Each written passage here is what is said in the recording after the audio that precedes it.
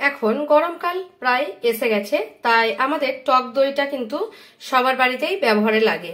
আর সবাই আমরা যে কোনো তরকারি রান্না করতে আজকাল টক দই ব্যবহার করি, বা অনেক কিছুতে টক দই আমাদের লাগে, কিন্তু সবসময় হাতের কাছে থাকে না বা দোকান যাওয়ার মতো সময় হয় না। তখন আমরা 5 মিনিটে গরম জল দিয়ে কিভাবে টক দইটা বানাচ্ছি সেটাই আপনাদের সঙ্গে শেয়ার করব।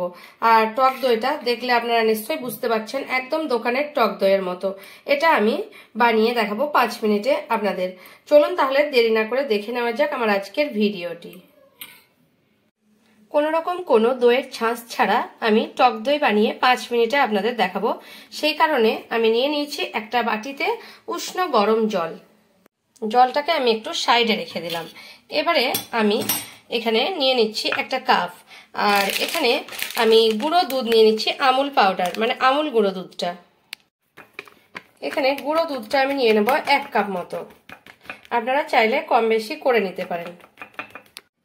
এখানে একটু কম 1 কাপ আমি গুঁড়ো দুধ নিয়ে নিয়েছি। এবারে আমি এটাকে একটা বাটি নিয়ে নেব, আর বাটির মধ্যে এই দুধটাকে আমি ঢেলে নিচ্ছি, মানে কাপে একটা মাপ তৈরি করে নিলাম। আর এখানে যে উষ্ণ গরম জলটা, একদম মানে খুব গরম না, উষ্ণ গরম জলটা নিয়ে নিচ্ছি 1/2 কাপ মতো, কারণ খুব বেশি নেব না। আর তারপর এখানে দিয়ে আমি গুঁড়ো দুধটাকে ভালোভাবে এভাবে গুলে নিচ্ছি উষ্ণ গরম জলের মধ্যে দিয়ে। ভালোভাবে গুলে নিতে হবে দুধটাকে। এখানে আমুল দুধটাকে আমি উষ্ণ গরম জলের সঙ্গে ভালোভাবে গুলে নিয়েছি। এবারে একটা চামচ নিয়ে নিচ্ছি, এই যে চামচ, এটার আমি এখানে সাদা ভিনেগার নিয়ে নিচ্ছি। সাদা ভিনেগার এটা আমি চামচে মেপে 2 চামচ নিয়ে নিচ্ছি। এখানে 1 চামচ নিয়ে নিলাম প্রথমে, আর 1 চামচ নিয়ে নেব। এখানে আর 1 চামচ আমি ভিনেগার নিয়ে নিলাম।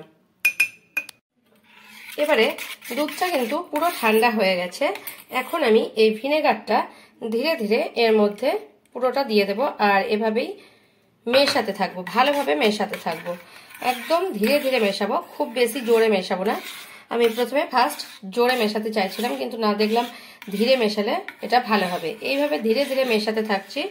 দেখুন, আমি এক হাতে ক্যামেরাটা আছে আমার মোবাইলটা, সেই কারণে আমি বাটিটা ঘুরে যাচ্ছে, বাটিটাকে আমি ধরতে পারছি না।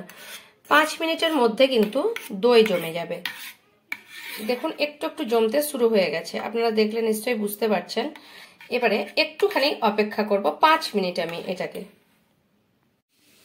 এখন 5 মিনিট হয়ে গেছে, 5 মিনিট পরে আপনাদের দেখাচ্ছি।